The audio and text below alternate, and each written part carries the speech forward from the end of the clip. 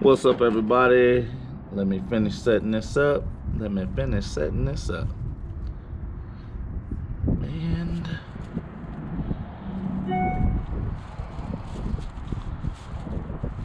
smash that like button as you come in.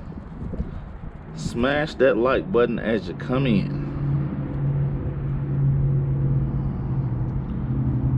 I'm trying to make sure everything's straight.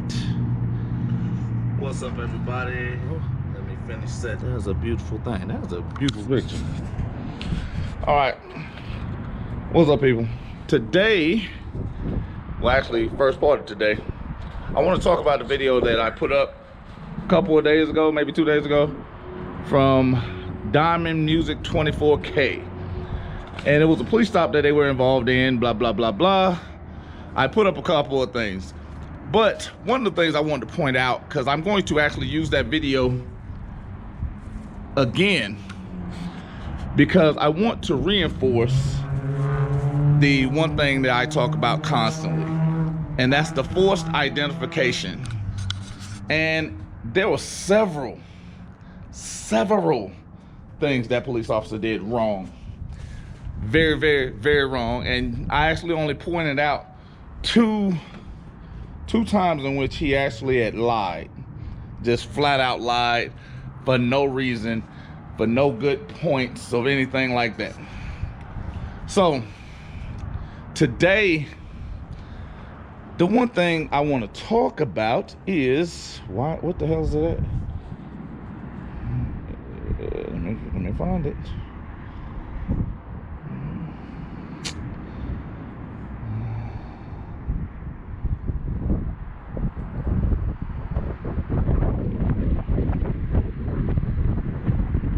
Okay. For whatever reason, it went somewhere else. All right. There's a point in the video where the officer asks a young man to get out the car. And I actually put up Pennsylvania v. Mims. Ask someone to get out the car, because that's what it was. It was an ask. It was not a command. And the one thing that everybody must have a firm grasp on is what makes an officer speaking an order. Now, one is context. Two is the lawful reason to be there in the midst of a crime. Now, in the video, it pointed out the fact that he stated there was no crime. He was there because their windshield was cracked and it was a infraction. Now, I put up the primary stuff, like Florida v. Royer. You don't have to participate in their investigation. But I wanna do something real quick. And one day I'm gonna actually have this shit to where it's set up and I don't have to go looking for it.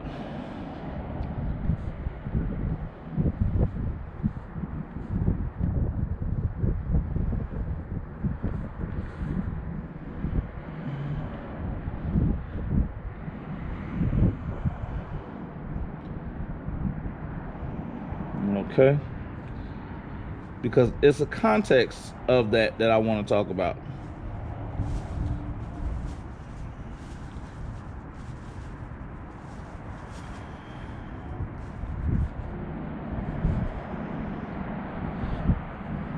So give me a half a second again.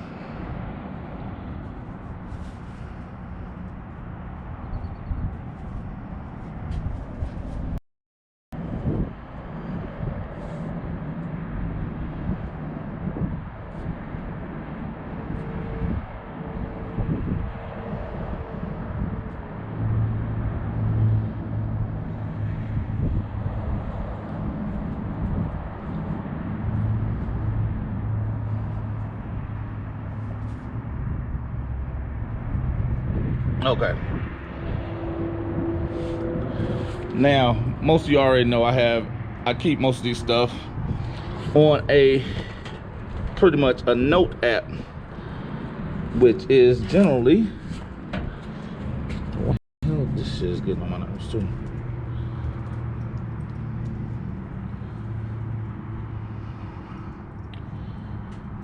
All right. Hello, Tink. Hopefully you guys aren't getting, we got a little better signal today. But the one thing I want to talk about is the participation part. Because there was a point in the video where he was telling him, you know what, he had a conversation about compliance. Now, here's the great part about that, because I spoke about whether it's in a car, because Hybel v. Nevada states that in order for you to give even your name, your first name, the police officer must articulate a crime that you are involved in, possibly been involved in, or are going to be involved in. In the video, he did not state a crime. And also in Delaware v. Prowse, he could not have stopped them just to search for their registration and insurance and ID. I also spoke about when he said that, oh, I'm going to identify you unless you give me an ID. And he said, I'll take you down to the jail. Well, he was actually determining that on the Identification of Criminals Act. I spoke about that before. And it's one of those where Davies speaks about not being able, Davis v. Mississippi, not being able to actually take one's fingerprints without it being part of the crime, which again, he never articulated a crime. He even stated it was not a crime for the windshield to be cracked. Now, the reason why I want to go into the context of Florida v. Royer is to make sure everyone has a firm understanding. Because when I say, okay, you don't have to participate, Florida v. Royer, 460 U.S. 491. An individual, when approached, has a right to ignore the police and go about his business. That although police have the right to approach individuals and ask questions, the individual has no obligation to respond. Why? Because you have the right to remain silent. They are the only ones that must articulate, as in Terry v. Ohio, because there's even one instance where this idiot goes, I want to pat you down. Do you mind if I search you? He says, I do not consent to any searches or seizures. He goes, oh, no, that will be a Terry frisk. I just want to pat you down. And I pointed out, according to him, the Terry frisk demonstrates he would have to either get a warrant or he would have to get consent. And even if he was to get a warrant, he would need to be able to point to the dangerous area. And if he was going to pat down any passengers, he would also have to demonstrate an ongoing threat by the passengers. Now, the reason why I felt that little portion was important was because that is generally a typical traffic stop. Most of us have encountered that. A lot of us have ignored those. But these are things that happen more often than they should. Now, I have a lot of things that I want to get into at some point. Today or at this moment, I'm not gonna do that. But there are things where I want you guys to be comfortable with asking questions. I want you guys to also be prepared with the questions. I want to make sure there's a firm understanding, because each time I give you one of these little cases that are add-ons, it's to help you get a better understanding of procedure.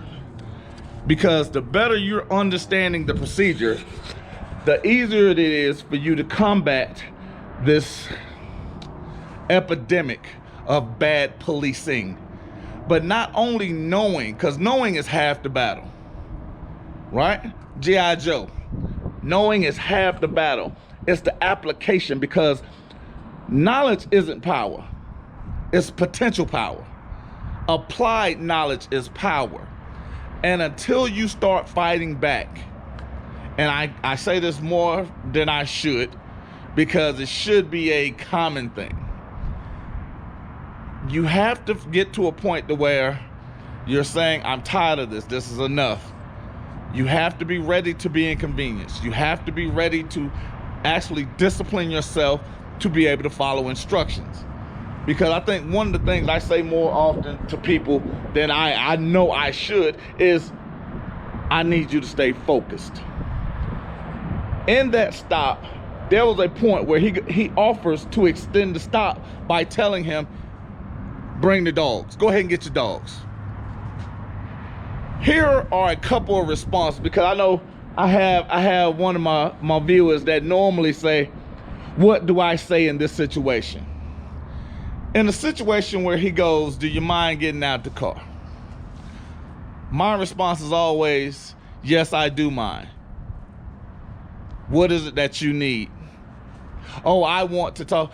Cool. I want to not be bothered. So it looks like both of us are going to be inconvenienced. When he states that, oh, I have probable cause. Great. Always tell him, great. Oh, I have probable cause. Great. You can go ahead and get a warrant then, because I'm not giving you consent. Because remember, they're servants. They need consent from you, or they need consent from a judge. And in order to get consent from a judge, they're going to have to actually have probable cause. He had no probable cause because there was no crime. Probable cause only comes from a crime. And when he goes, well, I can search if I want it. Tell him, great. What are your exigent circumstances that allow you to do it without my consent or a warrant from a judge? I've even had stupid cops ask, which is almost an oxymoron, what law school did you go to? And I'll tell them, let's say I went to no law school. What did that do to change the proceedings or change anything I just said? Because these are things that are easily combated. But the whole thing is understanding when you're in a high anxiety situation, is to remain calm. I have a tendency of now having an eerie calmness. It actually scares me, the level of calmness I have, because it allows me to think. Because the one thing you don't ever want to do is be put in a situation where you are not thinking, or you are in an inability to think. Because as more you're able to think, the better you're able to regurgitate this information that's being forced into your subconscious, because you're listening to me over and over and over and over and over and over and over, repeating the things that you see more often than not. I am going to continue to keep going deeper and deeper, because just like that, we got a couple new cases. I've been doing this for 2 years and I'm still giving you new cases. I'm giving you new studies. I'm also giving you new findings. These are things that we all need, whether we want them or don't want them. These are things that we are more likely than not going to run into at some point. Now, I have a couple things that are in the fire. I might come back on later on this afternoon, depending on how you guys do. You know, you hit that donation link, which I don't think I put any up. I think I just went straight to it. Well, anyway, they'll be up in a little bit. And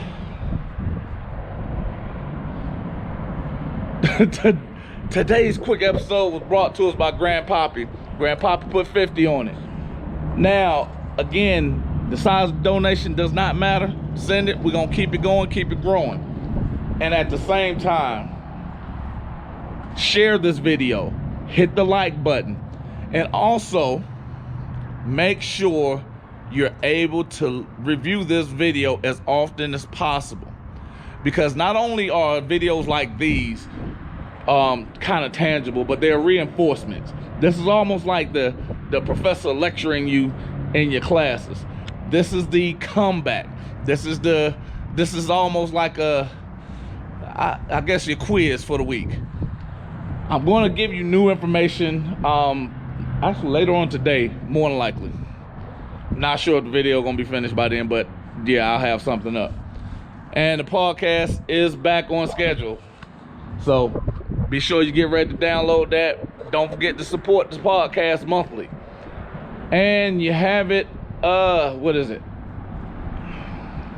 99 cents, $4.99 or $9.99 per month. Every little dollar helps. And lastly, don't forget the Apple Pay, Venmo, Google Pay, Cash App, PayPal, The Supreme Decisions, and Zelle for those that want to send from your bank to my bank. And also, yeah, I got something else for that. So I'll see you guys shortly. Until next time.